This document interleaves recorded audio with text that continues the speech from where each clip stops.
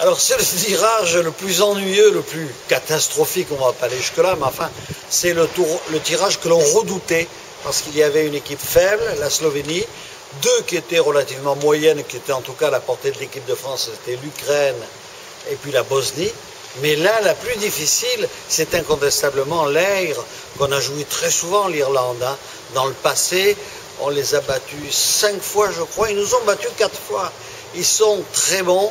Alors, la plupart des joueurs, au moins 7 ou 8 sur 11, jouent dans le championnat de la Première Ligue, c'est-à-dire le championnat de première division anglais.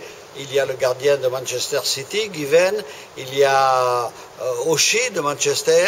Bref, de très bons joueurs, de très bons Irlandais, qui en plus, vous le savez, ont dans la tête ce fameux fighting spirit qui permet donc aux joueurs de se dépasser et de faire très fort dans les matchs de qualification. Il faut voir aussi leur palmarès dans les matchs de qualification.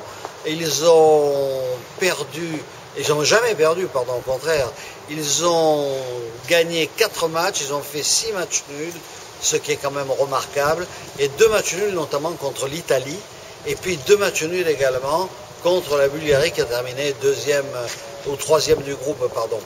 Donc c'est une équipe redoutable, il faut le dire. Alors le seul petit avantage, c'est que la France jouera le match aller à Dublin, au pays de Joyce, et puis une très belle ville et très belle ambiance. Elle jouera sur un stade de football galéique, le Cookie Park, alors qu'habituellement on joue au Landers Road. Mais c'est très important pour les Irlandais de jouer là.